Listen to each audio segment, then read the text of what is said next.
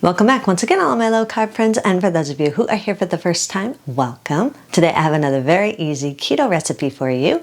Today I am going to show you how to make super quick, super easy, super delicious keto baked donuts. These are so incredibly easy. Anybody at any level of cooking can make these. So if you want a printable version of this recipe, you can check out my website at janet'sdeliciouslowcarbkitchen.com. You can find a printable version of this recipe and other goodies there for you. And if you're new to the channel and you want to see lots of easy, delicious, low-carb keto recipes, make sure you click that subscribe button and click the notification bell that's right next to the subscribe button. That way you can be notified every time I put out new videos. And if you are a music lover, make sure you check out the link in the description to my other YouTube channel, Inspirational Songs with Janet. I've posted another new song there, so make sure you check that out and subscribe to that channel also.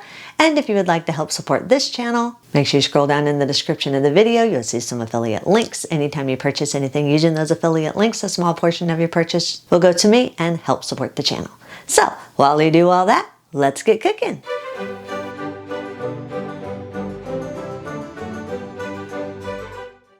Preheat your oven to 350 degrees.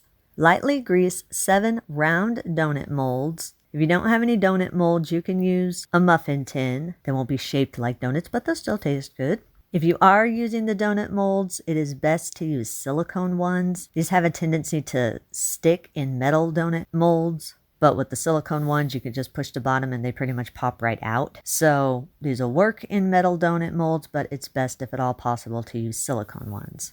Also, if you're using the silicone donut molds, make sure you set the silicone molds onto a baking sheet so it makes it easier to take it in and out of the oven. In a large mixing bowl, combine 49 grams or around 7 tablespoons of coconut flour, 6 grams or around 1.5 teaspoons of baking powder, 22 grams or around 1 3/4 tablespoon of the brown sugar substitute of your choice. I'm using brown monk fruit sweetener. 22 grams or around another 1 3/4 tablespoon of the granulated sugar substitute of your choice. I'm using granulated monk fruit sweetener.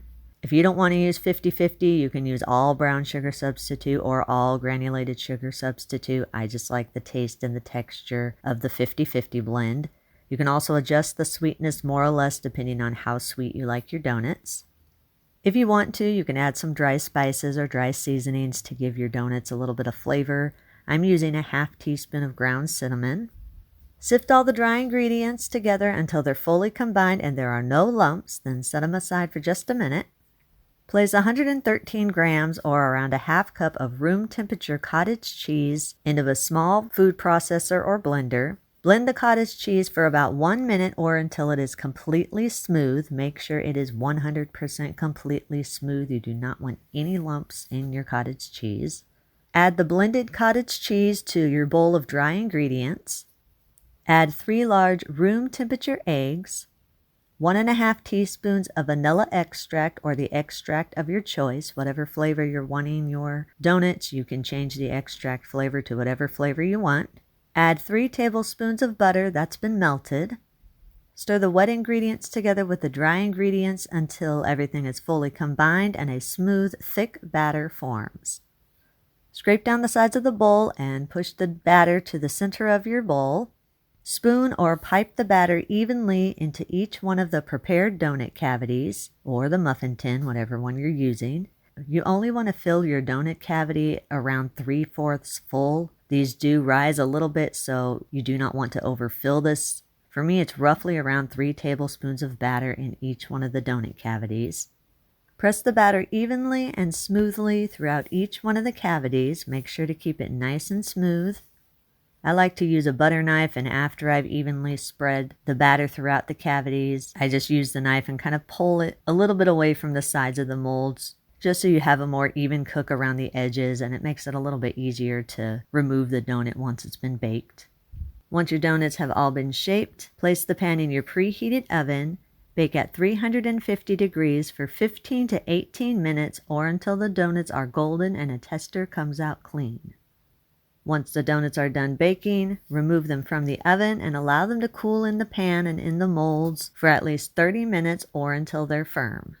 After about 30 minutes and the donuts have firmed up, remove the donuts from their molds and transfer them to a wire rack. Then allow the donuts to cool completely before adding any glaze or toppings. If you choose to add any glaze or toppings, you can eat them just plain if you want to. But me, I like to add a little bit of glaze to them. Now, I'll leave a link in the description to my recipes for different glaze and toppings for donuts. I have several of them.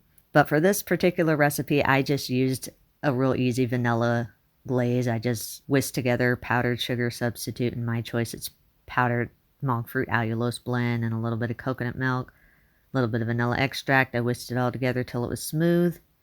Then I just dunked the top of the donuts into the glaze, sat them on a wire rack, and sprinkled them with a little bit of rainbow sprinkles. Then I let them sit for about 5 minutes so the glaze can firm up. Once you have your donuts glazed, if you choose to glaze them and the glaze has set for at least 5 minutes, you can serve these immediately. If you do have any leftovers, store them in an airtight container at room temperature for up to 3 days, or in an airtight container in your refrigerator for up to 1 week. I have not tried freezing them. I'm pretty sure the donut part will freeze fine, but you might not want to add a glaze or a topping on them until you're actually ready to eat them. So eat and enjoy. And that's our recipe of the day. I hope you enjoyed it. If you did and you want to see more recipes like this, make sure you click that thumbs up like button, click that subscribe button, leave me a comment if you want to. Let me know if there's any recipes that you'd like to learn how to make, and I'll do what I can to get those out there for you. And as always, keep cooking.